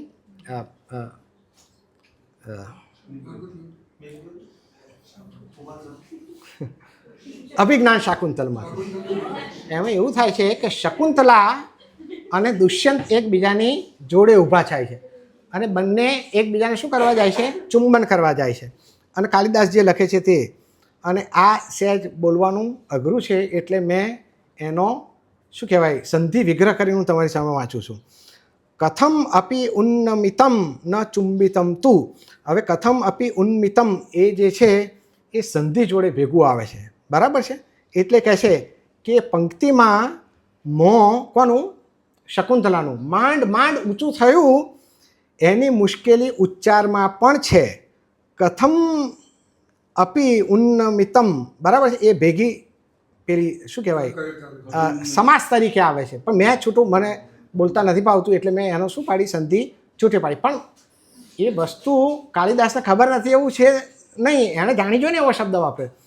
ચુંબિતમ તું, આ તમે જુઓ કે કાલિદાસ જે છે એ જે છે છેલ્લે એ શ્લોકની આ છેલ્લી પંક્તિ છે એમાં છેલ્લે કયો શબ્દ છે? તું. અને તમે જો કે ત્યારે તમે તું બોલો ત્યારે તમારું જે હોઠ છે એ ચુંબનાકૃતિ થાય ને, તું જાણે ચુંબન કરવાના હોય એમ. તો કેવું આપણી સામે એકદમ આ વસ્તુ તાદૃશ બને છે. પછી એ કહે છે કે વર્ણો રસને કેવી રીતે પુષ્ટ કરે છે તે આપણે જોઈએ. અને પછી એ કહે છે કે માધુર્ય ગુણ તમારે લેવો હોય તો ટ ઠ ડ ઢ એ બધા વર્ણો પ્રયોજાય નહીં. બરાબર છે? બિલકુલ કઠોર વર્ણ. અને પછી એ આ ઉદાહરણ આપે છે, વસંતે વાંસતી સમ મૃદુલ અંગ ઘન વને ભમે કુંજે કુંજે રસ વિવશ શોધંત હરીને. અને એ કહે છે કે કુંજે કુંજે શોધંત, તો એમાં જે નકાર જે આવે છે તો એ અનુનાસિકો છે એના કારણે જે ભાવ છે એ શું થાય છે, પરિપુષ્ટ થાય છે. અથવા તો બીજું ઉદાહરણ આપે છે. અને પછી એ કહે છે કે આનાથી વધારે દાખલા આપવાની જરૂર નથી. મને એવું લાગે છે એનાથી વધારે દાખલા આપવાની જરૂર નથી. મંદ મંદ સમીર વહે તરુ કુંજમાં બહુ માલતો. તો મંદ મંદ, બરાબર, 2 વાર મંદ મંદ, તો જાણે આમ ધીમો ધીમો વહેતો હોય એવું આપણને લાગે. બરાબર છે? ઓકે, હવે મારી નોંધો અહીં પૂરી થાય છે કે નહીં? હા, હવે વર્ણના મહત્વ વિશે વાત થઈ એટલે મને આ લાલચ રોકી શકાતી નથી. એક વિદ્વાન આ જ વાત કરે છે કાવ્યમાં વર્ણના મહત્વની, અને એમને કોઈ આપણું ઉદાહરણ સંસ્કૃતનું ગુજરાતીનું જડતું નથી, એટલે એમને છેક ઇંગ્લેન્ડ સુધી જવું પડે છે. બરાબર છે? અને ટેનિસન નામનો એક કવિ છે, એની એક પ્રખ્યાત પંક્તિ, એ પંક્તિમાં કશું પ્રખ્યાત જેવું નથી પણ એમને એવું લાગે છે પ્રખ્યાત, કારણ કે કોઈક વિવેચનના નિબંધમાં આ પંક્તિ આવી હતી માટે. Between the loud streams and the trembling star. બરાબર છે? અને પછી એ કહે છે કે આમાં the loud stream and the ટ્રેમ્બલિંગ સ્ટાર્સમાં 2 વાર નન્ના આવે છે વગેરે વગેરે. બરાબર છે? પણ મુદ્દો એ છે કે જે વાત ટેનિસનની પંક્તિથી કરી શકાય એના કરતાં બહુ જ સારી રીતે ગુજરાતીના અસંખ્ય ઉદાહરણોથી તમે કરી શકો છો. પછીનો જે અલંકાર જે વિષય છે એમાં કાલિદાસના અલંકારોમાં સંસ્કૃતની એમની જે વિદ્વત્તા છે તે દેખાય છે. એમણે આવું થાય છે. કૌટલ્યનું અર્થશાસ્ત્ર છે એનો અનુવાદ પુરાતત્વ નામનું એક સામયિક આવતું હતું એમાં એ કરેલો, પછી અડધું રહ્યું. અને પછી પ્રેમાનંદનો હાસ્યરસ છે. એટલે તમે જુઓ કે એમની જે વિદ્વત્તા છે એ કાલિદાસના સર્જનમાં અલંકારોથી લઈને મધ્યકાલીન ગુજરાતી સુધી અને ભવાઈ સુધી, લોકગીતો સુધી, નાટકમાં, નૃત્યમાં, વિવેચનમાં તો ખરી જ, પણ એ જ રીતે એ અદ્ભુત નિબંધો પણ લખે, એવા અદ્ભુત વાર્તાઓ પણ લખે, એવી જ શેષના કાવ્ય કેટલા ઉત્તમ. બરાબર છે? તો એ કેટલી મોટી પ્રતિભાથી એ આપણને ખબર અહીંયા પડે છે. અને પછી એ આ એક સહેજ મજાનું છે એટલે કહેવા જેવી વાત છે, કારણ કે સાહેબે આગળ સવારમાં અખી ગીતાની પણ વાત કરી, એટલે અખાની વાત કરે છે. એ કહે છે કે અખોનો જે હાસ્ય છે ને એ હાસ્ય ખરેખર કટાક્ષ જેવું છે, આમ સારી નાખે એવું છે, કાપી નાખે એવું છે. પણ પ્રેમાનંદ અને અખાના માર્ગો ભિન્ન છે. અખો માણસના દંભ અને નિર્બળતા ઉપર કટાક્ષના લક્ષ્યવેધી બાણો જાણે મારતો હોય તેમ લખે છે, અને જેને એ વાગે ને એ હસી શકે નહીં. તિલક કરતા 53 થયા, જપમાળાના નાકા ગયા, તો જે તિલક કર્યા કરતો હોય મારા જેવો અને જે માળા કર્યા કરતો હોય એનાથી એકદમ છાતીમાં વાગે, જે હસી શકવાનો નથી. બરાબર છે? પણ અને પછી કહે છે, આ બહુ સરસ છે કે અખા આગળ વાંચનારે હસવું એ પણ જાણે છૂટ લીધી હોય ને એવું લાગે કે હસી પણ શકાય નહીં. ગણેશ સાહેબ એટલા કડક હોય ને કે કોઈ એના વર્ગમાં હસી પણ શકે નહીં, તો એના જેવું છે. આખો એવો કડક સાહેબ છે. પણ પ્રેમાનંદ શું છે? પ્રેમાનંદનું હાસ્ય એવું નથી, એ પોતે હસે છે, વાંચનાને પણ સાથે હસાવે છે, અને જે સમાજ ઉપર તે ટીકા કરે છે તેને પણ તે હસાવે છે.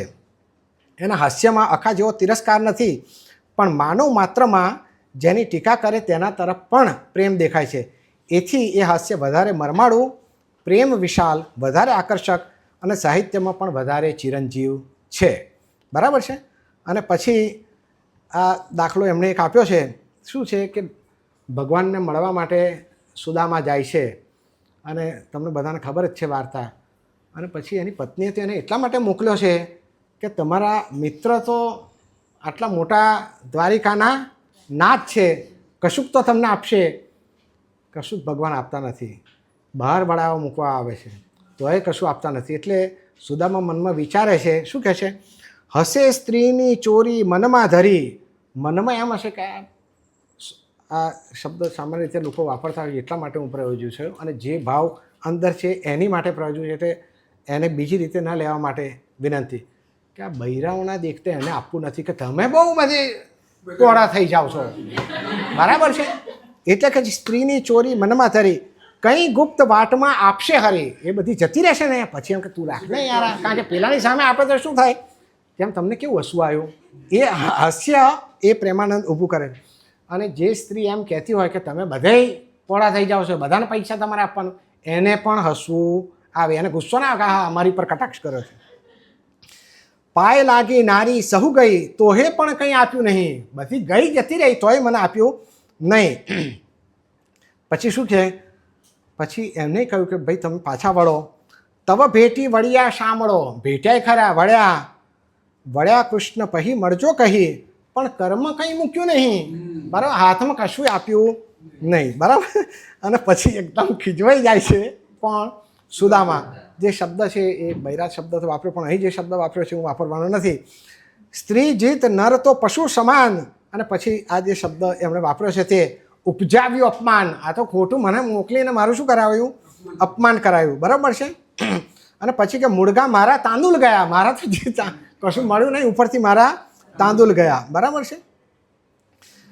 બાંધી મુઠ્ઠીનો મિત્રાચાર મોટો નિર્દય નંદકુમાર, એને આપતા શું ઓછું થાત, હું બ્રાહ્મણની ભાવટ જાત. મારા જેવા ભીખ માગનારા બ્રાહ્મણને એણે કશું આપ્યું હોત તો એનું કંઈ ઘસાઈ જવાનું હતું, એમ શું ઓછું થઈ જવાનું હતું. પછી બધું કહે છે આ બધું કર્યું, પછી કહે છે કે સામે આવીને ભેટ્યા હરી, પગ પીખાડી પૂજા કરી, આસન પૂજન ભોજન મળ્યું, હું રંકને કોણ કરે એટલું, એ કપટની ધૂર્તની સેવા. આ બધું કર્યું એ તો ધૂર્તતા હતી. કેમ? લટપટ લીધી તાંદુલ કેર, તાંદુલ ખાઈ જવા માટે મારા પગ ધોયા, આવું બધું એ વિચારે, જેથી આપણને હાસ્ય આવે. અને પછી આગળ પણ આ જે કુંવરબાઈના વાવેરામાંથી પણ એ આપે છે કે જૂની વેલને દૂસરી વાકી, સાગી સોટા ભાગીજી, કોના તળાને કોની પીંજળ્યો, બળદ આણ્યા બે માગીજી, મહેતોજી માં મેરે ચાલ્યા સમર્યાસી જગદીશજી, 3 સખીઓ સંગાતે ચાલે વેરાગે 10-20જી, સંપુટ ત્રાંબાની ડાબલીનો તેમાં બાળ મુકુંદજી, કંઠે હાર કરીને રાખ્યા દામોદર નંદન નંદજી, વેલ પૂઠે કોથળો બાંધ્યો માહી ભય વાજિંત્રજી, ગાંઠડી એક ગોપીચંદને તુલસી કાષ્ટ પવિત્રજી, મોસાળાની સામગ્રીમાં તિલક ને તુલસી માળજી. એમ કરીને એ આ ચાલે છે. અને એ કહે છે કે આ હાસ્યરસ કેવી રીતનું એ છે. અને પછી પેલા એની જે વડ સાસુ છે એ કહે છે કે તારા બાપા આવ્યા છે પણ એ શું કરશે, એમ કે કંઈ થોડું મામેરું ભરવાના છે. મુખ મરડીને બોલી સાસુ, શોખ આગળ ચિતરવો ફાંસું, છાબમાં તુલસી દળ મૂકશે, ઊભો રહીને શંખ ફૂંકશે. તારો બાપુ આના સિવાય બીજું કશું જ કરી શકવાનો નથી. અને પછી આગળ આવે છે, પણ હવે કંઈ સમયના અભાવે અંદર હું બહુ જવા માગતો નથી. પણ આ જે વાત છે એ પછી ઉદયશંકરના નૃત્ય અંગે અને અજંતાના દક્ષ યંપતિ વિશે જે મને લેખ ઘણો ગમે છે એના વિશે હું જરાક વાત કરીશ. યક્ષ દંપતિ.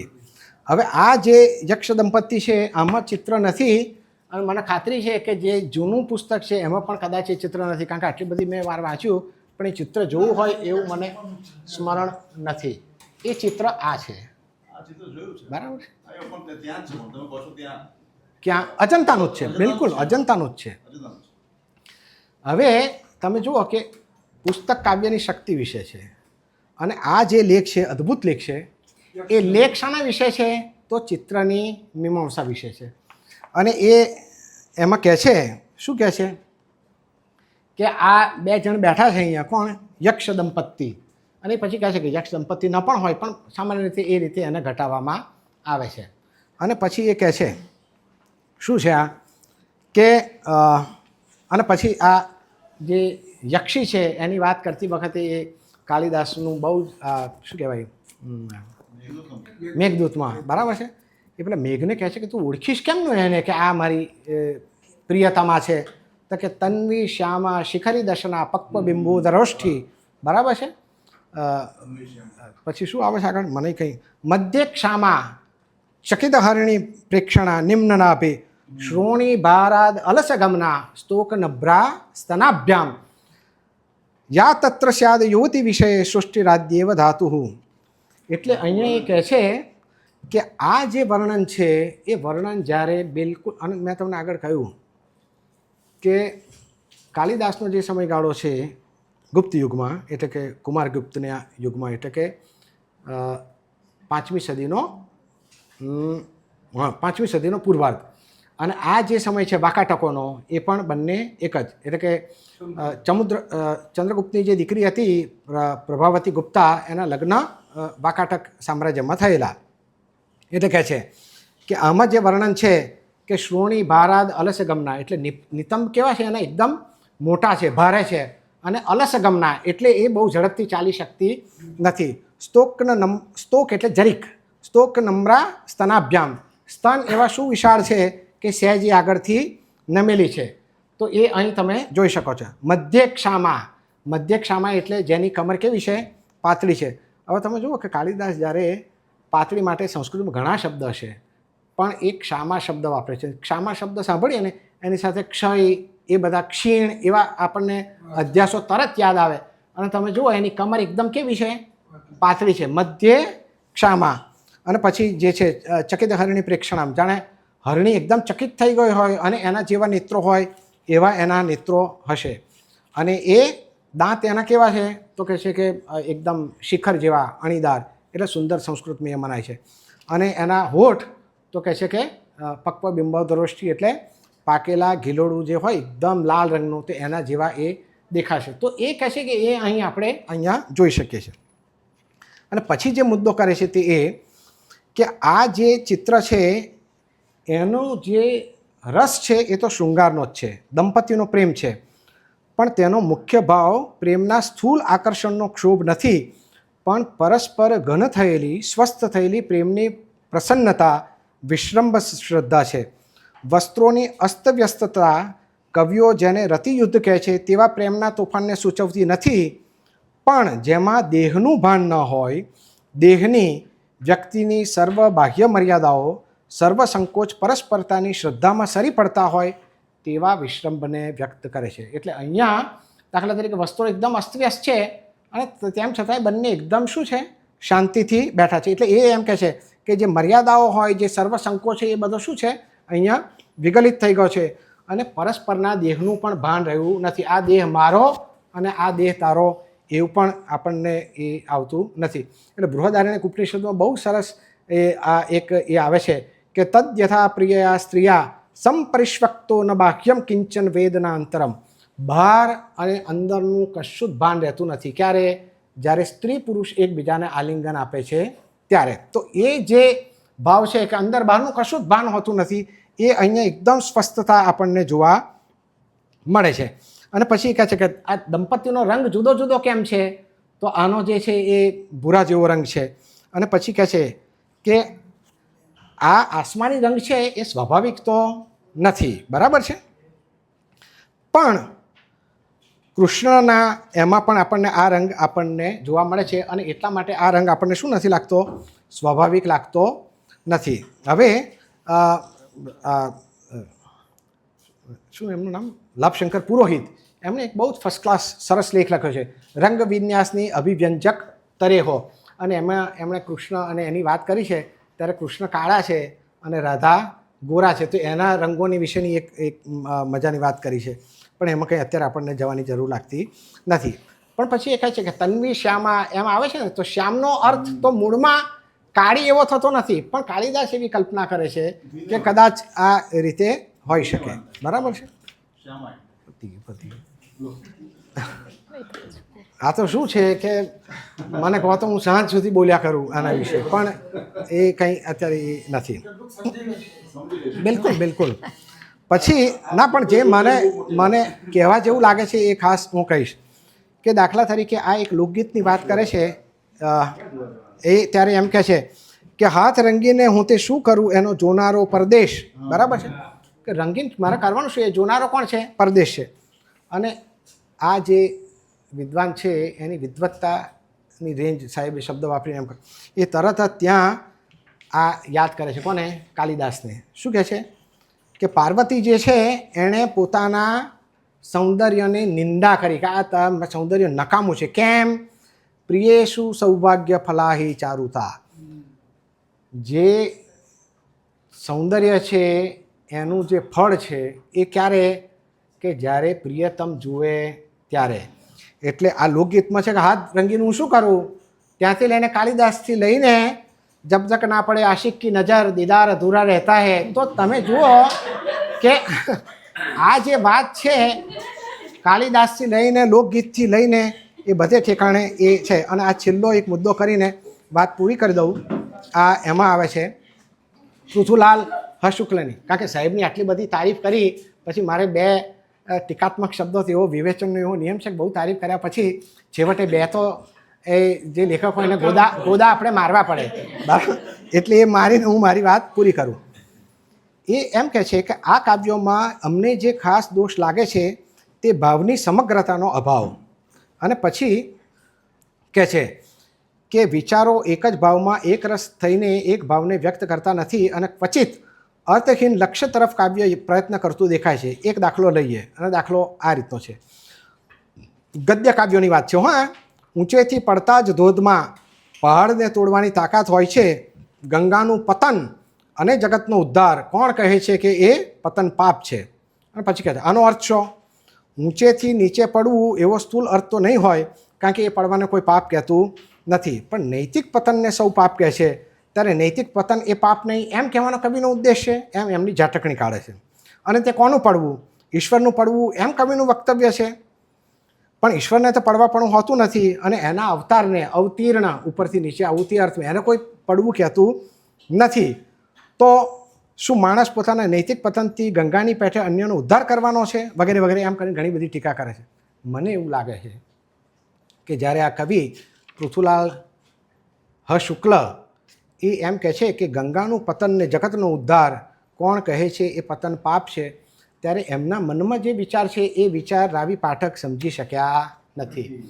કારણ કે ગંગાનું પતન આપણને બધાને ખબર છે કે ગંગા તો મૂળે સ્વર્ગની નદી, બરાબર ને? અને પેલા જે સગર ઋષિના સાહેબ પૂછે બે એટલે એમને તરત યાદ આવ્યું. મારા મોઢો સગરના પુત્રો હતા એને પેલા બાળીને ભસ્મ કરી નાખ્યા અને એમની સદગતિ ન થઈ એટલે પછી જેટલા ઇક્ષ્વાકુ રાજાઓ હતા એ બધાએ ગંગાને લાવવાનો પ્રયત્ન કર્યો. અને જેમના નામધારી સાહેબ અહીં બેઠા છે એ એને લઈને આવ્યા ભગીરથ, બરાબર છે? અને એટલા માટે ભગીરથ પ્રયત્ન એવો પણ ગુજરાતીમાં શબ્દ છે. એટલા માટે એ ભાગીરથી કહેવાય છે. અને એ ત્યાં ગઈ ક્યાં? રસાતાળમાં. અને ત્યાં એ જે બધા 60,000 એના પુત્રો હતા એનો શું થયો? મોક્ષ થયો. એટલે કહે છે ગંગાનું પતન ને જગતનો ઉદ્ધાર કોણ કહે છે પતન પાપ છે. આ મુદ્દો તો ખરો જ, એ ચૂકી ગયા છે. પણ એથી આગળ જઈએ તો ભર્તૃહરિએ એમના જે શું કહેવાય શતક છે એમાં આ રીતનું એક છે શિરઃ સાર્વમ, એટલે કે સર્વ એટલે ભગવાન શિવ. શિવ સાર્વમ સ્વર્ગાત, સ્વર્ગમાંથી ગંગા ક્યાં પડી? ભગવાન શિવની જટામાં. પશુપતિ, જુઓ આગળ સર્વ શબ્દ વાપર્યો, બીજી વાર સર્વ શબ્દ નહીં વાપરે કવિ, એની માટે પશુપતિ શબ્દ વાપરે. પશુપતિ શિરસ્ત ક્ષિતિધરમ, અને પશુપતિ જે છે એના માથાથી એ ક્યાં પડી? તો કહે છે કે ક્ષિતિધર એટલે કે જે પર્વત છે તેની પર, હિમાલય ઉપર, બરાબર છે? મહિદ્રાદુત્તુંગાદ અવનિમ, ક્ષિતિધરમ શબ્દ વાપર્યો, પછી બીજી વાર પર્વત એવો શબ્દ નથી વાપરે, એની માટે મહિદ્રા એવો શબ્દ વાપર્યો જેનો અર્થ થાય પર્વત. ઉત્તુંગ પર્વત ઉપરથી એ અવની ઉપર પડી. અવનેશ્ચાપી જલધિમ, અહીં અવની શબ્દ બે વાર આવ્યો પણ એ છંદના કારણે પણ હોય. અવનેશ્ચાપી જલધિમ, અને પૃથ્વી ઉપરથી એ ક્યાં ગઈ? ગંગા જલધિ એટલે કે સમુદ્રમાં ગઈ. અધો અધો ગંગેયમ પદમ ઉપગતાસ્તુકમથ્વા, આ જે ગંગા છે એ ઉપરથી નીચેથી નીચેથી નીચેથી નીચેથી એમ પડતી પડતી પડતી ગઈ. અને છેલ્લું વાક્ય જે છે તમને બધાને ખબર જ હશે, વિવેક ભ્રષ્ટાનામ ભવતી વિનિપાત શતમુખ. જે વિવેક ભ્રષ્ટ લોકો હોય છે એનું પતન કેવું થાય છે? અનેક રીતે થાય છે. કેમ? કારણ કે ગંગાને વિવેક ભ્રષ્ટ કેમ કહી? હું પૃથ્વી ઉપર તો આવું પણ હું મને ઝીલનાર કોણ? તો કહે છે કે આ શંકર તો કે તો માથાનું એ થઈ જશે અને અંદર ગૂંચવાઈ ગયા. તો વિવેક ભ્રષ્ટ માણસ જ્યારે થાય તો એનું પતન કેવું થાય છે? અનેક પ્રકારે થાય છે. એટલે આ જ્યારે કવિ એમ કહે છે શું કે પતન થયું, ત્યારે કદાચ મને એવું લાગે છે ગંગાનું પતન ને જગતનો ઉદ્ધાર, એટલે સગરની વાર્તા તો ખરી જ, પણ પતનમાં આ પણ છે કે ભાઈ આ જે શું કહેવાય ભર્તૃહરિને એ એક શું કહેવાય પોએટિક રિસ્પોન્સ જેને કહેવાય, બરાબર ને, એ આપવાનો પ્રયત્ન કરે છે. એટલે દાખલા તરીકે કોઈ શકીલ બદાયુની એમ લખે તાજમહલને જોઈને કે એક મોહબ્બત કી નિશાની દી હૈ, તો શાહિર જેવો એમ પણ લખે કે એણે તો ગરીબો કી મોહબ્બત કા ઉડાયા હે મજાક, તો એકબીજાને જવાબ આપે છે, બરાબર છે એ રીતે. એટલે આમાં જે વિવેક ભ્રષ્ટતાની વાત છે એ મને એવું લાગે છે કે જ્યારે પૃથુલાલ શુક્લ જ્યારે વાત કરે છે ત્યારે એમના મનમાં આ પેલી દંતકથા છે અને જે આ ભર્તૃહરિનો શ્લોક છે તે પણ રાવી પાઠક કદાચ એ સમજી શક્યા નથી. તો બહુ જ લાંબી વાત કરીને મારે પણ મારા વિવેકને ખોવો જોઈએ નહીં અને વિવેક ભ્રષ્ટ થવું જોઈએ નહીં એમ હું મારી વાત અહીંયા પૂરી કરું છું. ધન્યવાદ.